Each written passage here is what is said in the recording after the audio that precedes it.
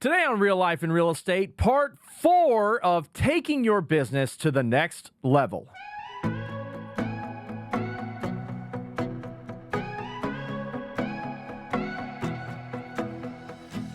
Well, hey there, and welcome to Real Life in Real Estate. I'm Mark Peebles. I'm here to help you live your best life and achieve ultimate success. And I'm very excited because we are in part 4 of a series that we have been doing about taking your business to the next level. Now, I know that you're sitting there and you're saying, but yeah, last week Natalie did an episode for you and you weren't on the show to do part 4. Well, that's because I did something that I needed for myself, and that was I took an incredible vacation. We went to Anna Maria Island, and it was my first time ever being there. In fact, let me tell you this, first time ever that I was on the Gulf of America. Now, I've been to the Gulf of Mexico, just never seen the Gulf of America, and I'll say this, Gulf of America, very much like the Gulf of Mexico, just with a different name. Okay, so that's all I've got to say about that. But hey, listen, I want to remind you today, before we get into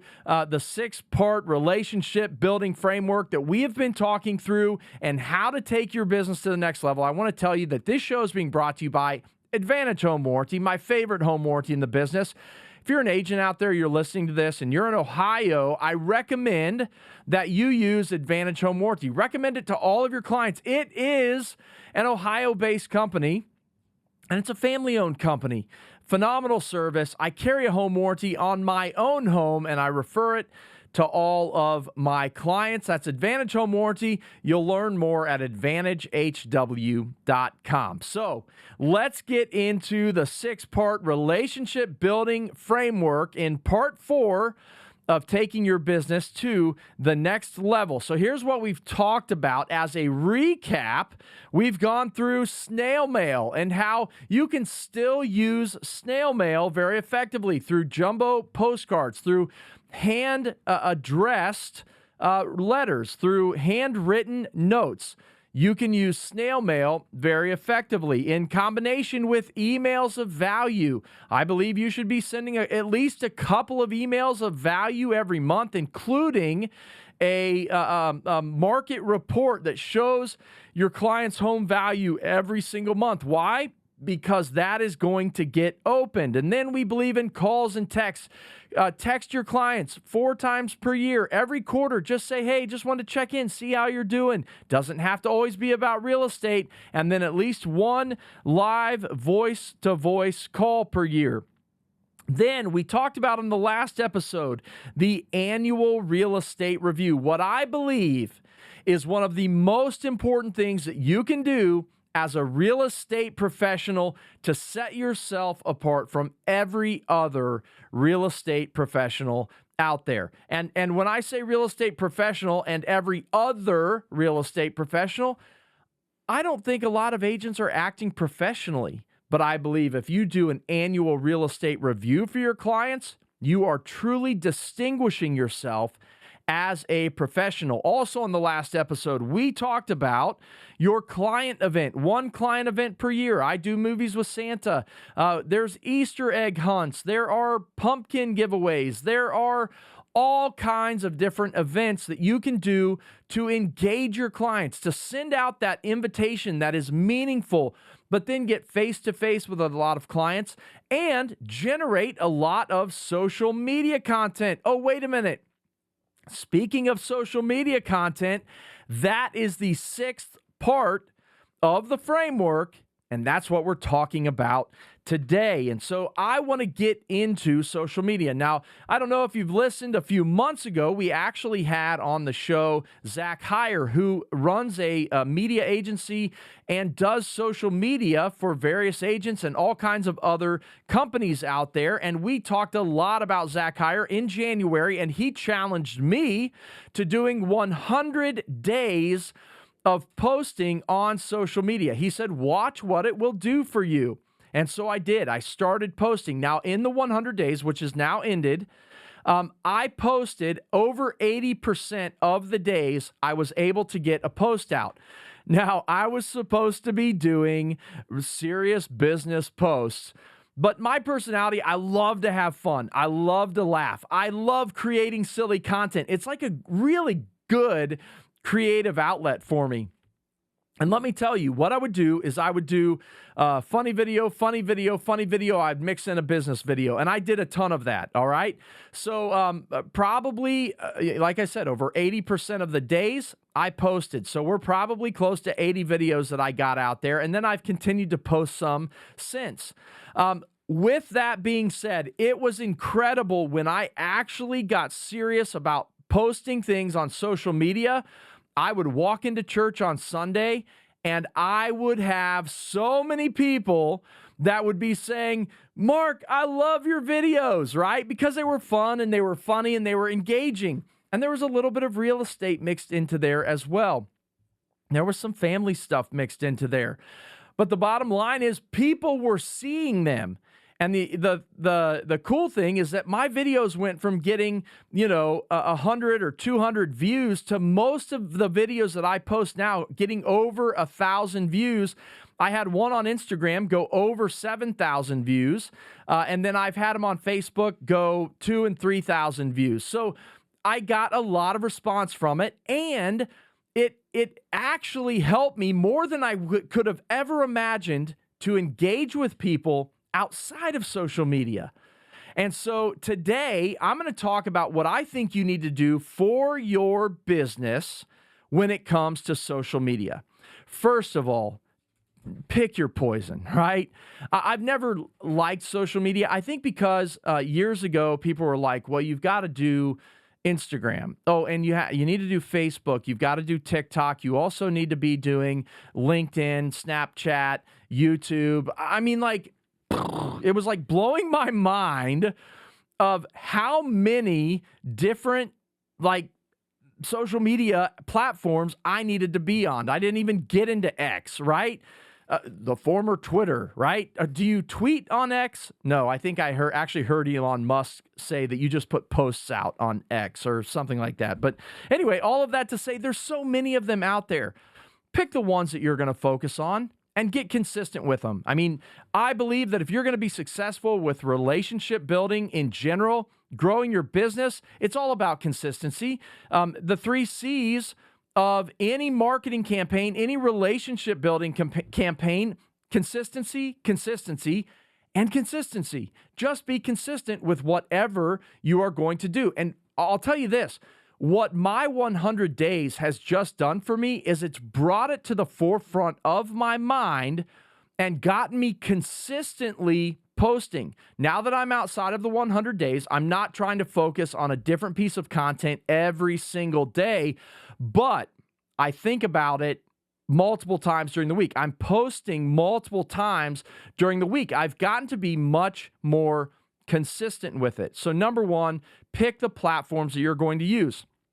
My platforms has now become Instagram. I never used Instagram before. In fact, I went from like maybe 60 followers on Instagram to, I don't even know what I'm at today, 600, 700 followers on Instagram because I got consistent in my posting. But here's why I started using Instagram.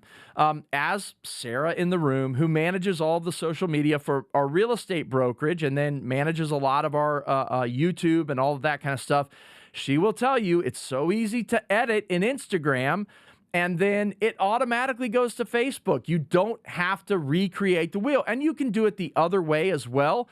But I found that the actual platform and the editing ability in Instagram, it's super simple. So I learned I would throw all of my videos into Instagram and I would start my editing right there in the app and then get it all posted.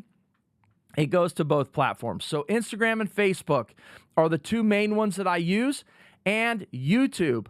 Pause. I will tell you, we just changed our YouTube channel. If you want to follow us on YouTube and you're not right now, follow us at it's youtube.com/@it's Mark Peebles. No apostrophe in there. I know it's not correct when it comes to grammar, but it's Mark Peebles is where you're going to find me on YouTube. You'll be able to find this show on YouTube, but this has become one of the areas that we've decided we want to focus on, and we want to grow our followers on YouTube. So pretty soon you're going to start seeing shorts coming on there, which acts more like Instagram and more like the reels that you see on Facebook. So a lot more of that stuff is coming. But those are my 3 platforms. I'm not worrying about LinkedIn right now.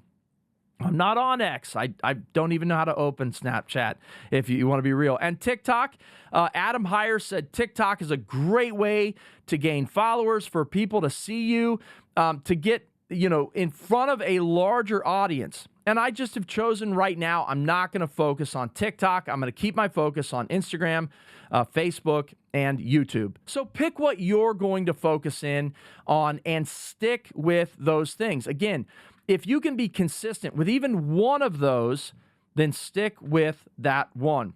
Now, let me tell you the other piece of this. Interesting thing that I found. When I talked to Adam, he talked a lot about Instagram. And I think he has more of the following on that platform, right? And I just called him Adam, not Zach. When I talked to Zach, he talked about Instagram. So here's what I want you to know. I have been posting on Instagram, and it goes to Facebook. I have found that I have a larger following on Facebook in general. I get much more response from my Facebook audience. Now, that may not be true for you. Maybe you've built a huge following on Instagram, and it might not be true for you. But here's the thing. I always thought it was just a generational thing. I thought, well, I'm 45, and a lot of my audience is going to be older. They're going to be around my age, right? They're past clients. Maybe I have some younger on there here and there. And so, therefore, that's why I have the bigger audience. Now, this week, one of our rock star agents, and I'm going to give her a shout out here, Allisza Dixon. She is a NavX Realty agent, and let me spell it for you, Allizza, Allisza Dixon. Go and check out her content. She is awesome, okay? She's 22 years old. She's a rock star agent at 22 years old, someone that I am so incredibly proud of for how hard she has worked, number one, but how successful she has been at just 22 years old. Okay, so I'm bragging on her a little bit, but go check out the content she puts out. She's super creative, very funny, and you'll just get a lot of entertainment value out of what she puts out. But she's also marketing herself through that in real estate. Well, I heard her speak at an agent event this week, sharing on her social media. And guess what she said? She said, I know Mark always says that he gets more response on Facebook and that the younger people are probably on Instagram. But even though she is a lot younger than I am, she said she gets her best response on Facebook as well. Whoa, that's kind of crazy to think about. So I think there is something to Facebook. Now, let me give you one of my theories behind that. When it comes to the average age of a first-time home buyer in the United States, okay? So the ones that are buying real estate, average first-time home buyer in the United States is 38 years old. 38 years old. That is just, that baffles my mind. I feel so sickened that people are waiting that long to buy homes on average in the United States. Now, I will say it's a little bit different in my markets in Dayton and Cincinnati. It is different. I think a younger population buys here because we are a much more affordable market than a lot of the coasts and so on and so forth, okay? But 38 years old, think about that. Right now, the average real estate transaction, the age of the average person doing a real estate transaction is in their 50s.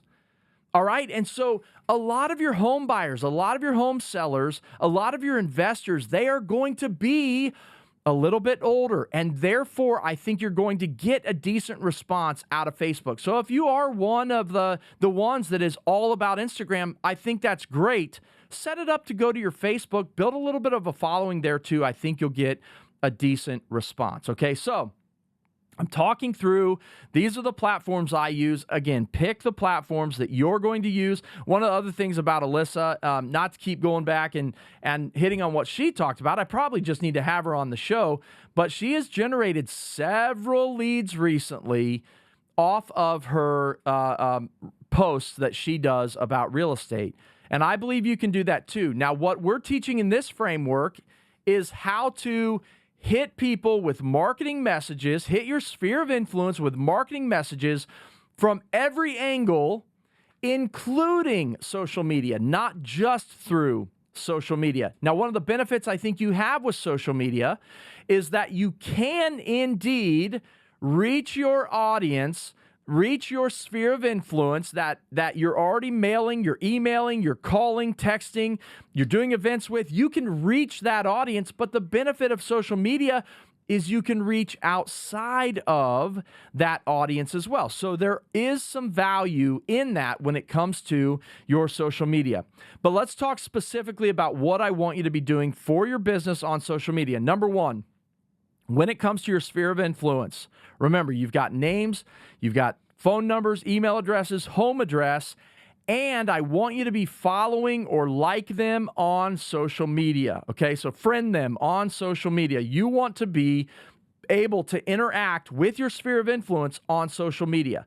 Again, people are receiving so many marketing messages, 4,000 to 8,000 marketing messages per day. For every American, you need to cut through that noise, and the best way to do it is multiple angles. They need to be seeing you all over the place, all right? So you're following them on social media, or you are friends on social media. Now, you need to be posting, all right? My suggestion, based on research, based on talking to Zach Heyer, based on other conversations I've had, and now, based on my own experience, you need to be posting 3 to 5 times per week. When you post 3 to 5 times per week, I don't think it should all be business, okay? In fact, I would say if you post 5 times per week, maybe you do 2 or 3 of those as business posts, okay? But you don't even need to do that much. People just need to see here and there that you are successful in your business. So you want to give them some proof sources of that. So yes, you just sold a house, celebrate that. You just closed with someone, great, celebrate that, right? Talk about your success in real estate online, but it can't be all about that. People want to work with people that they know, like, and trust. And so social media helps them to get to know you a little bit. What are you all about?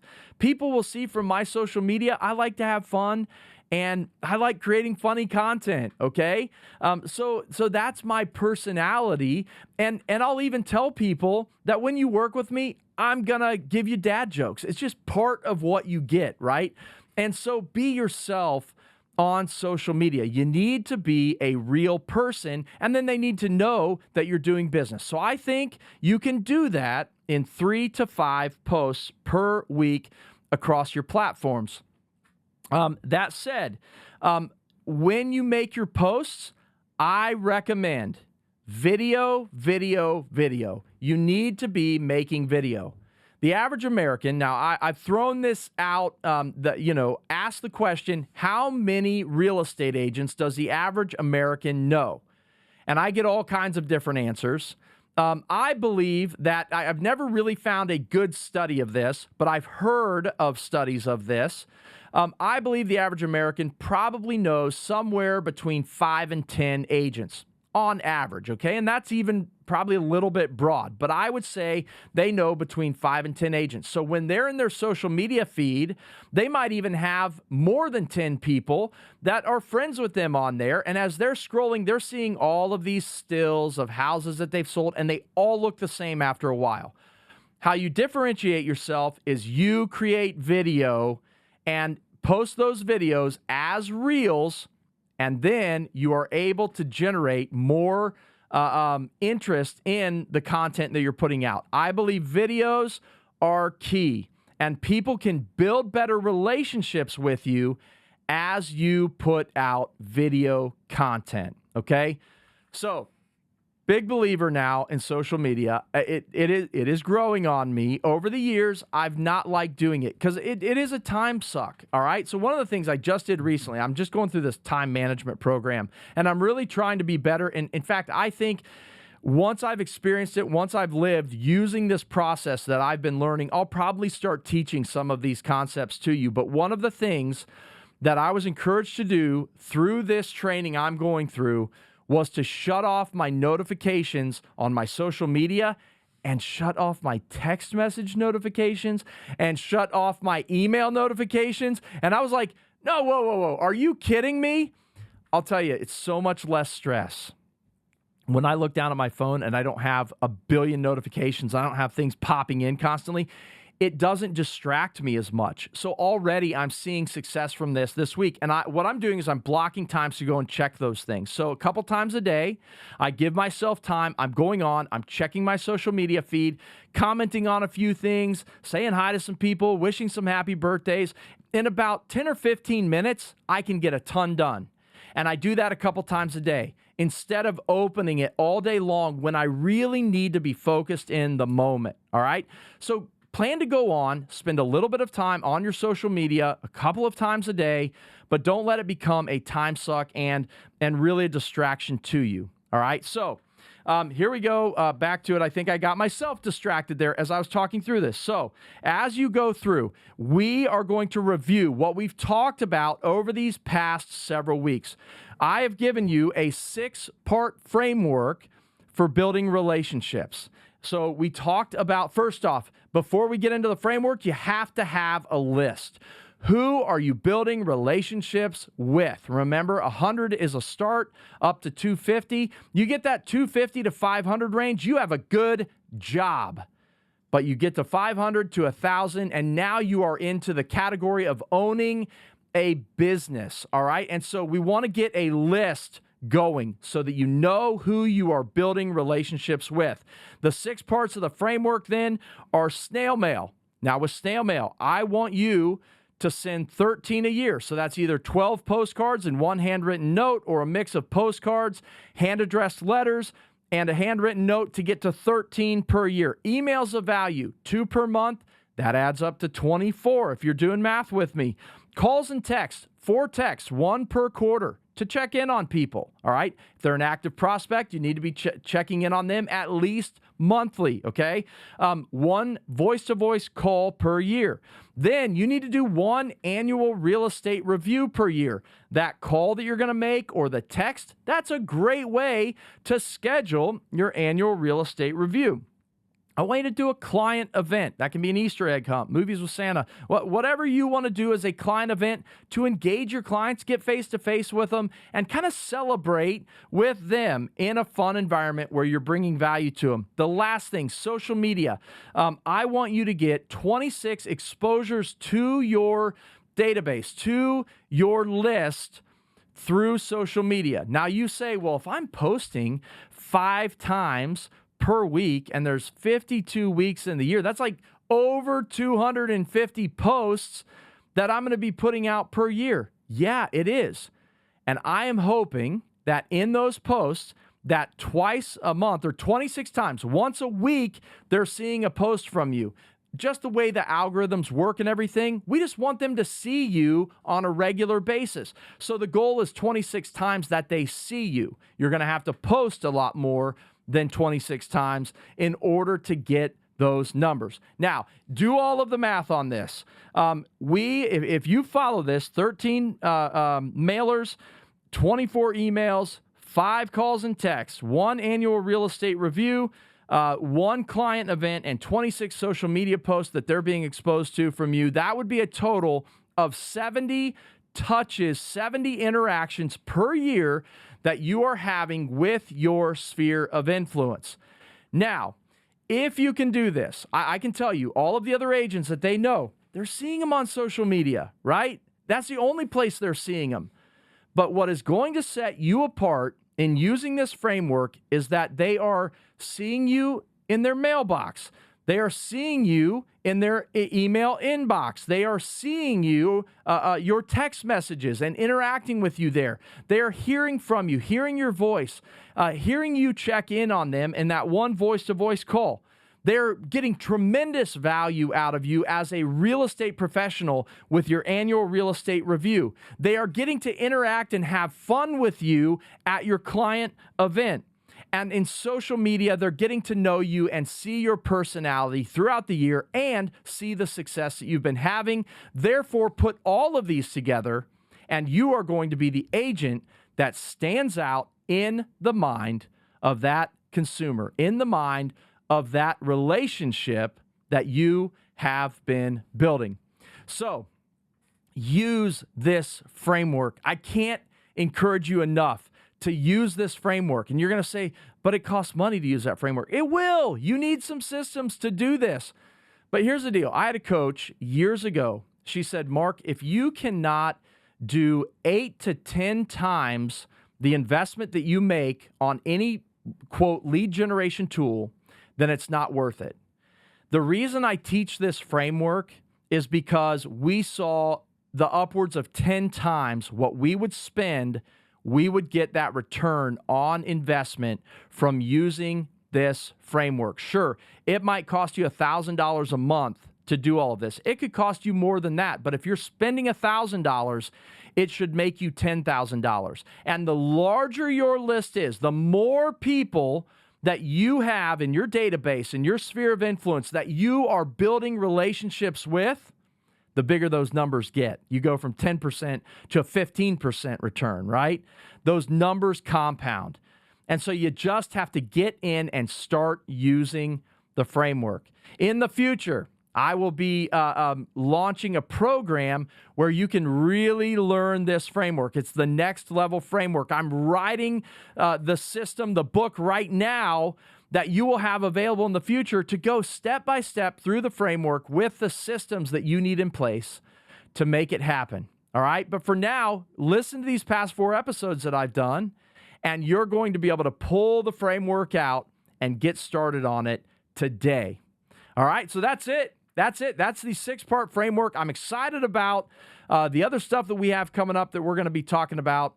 For today, I'm so glad that you've joined us. I hope you have great success using this framework, great success in your business. More than that, I want you to have great success in your life. Live your best life and achieve ultimate success. And I believe that through business, you can fund a great life, but never let business become more important than the life you have from your wife, your children, your husband, the important people in your life, your church, your community. You need to have those things to live a balanced, healthy life. But I hope your business helps fund a lot of excitement in that, helps you live your best life and achieve ultimate success. Hope you have an amazing week, and I'll see you next week.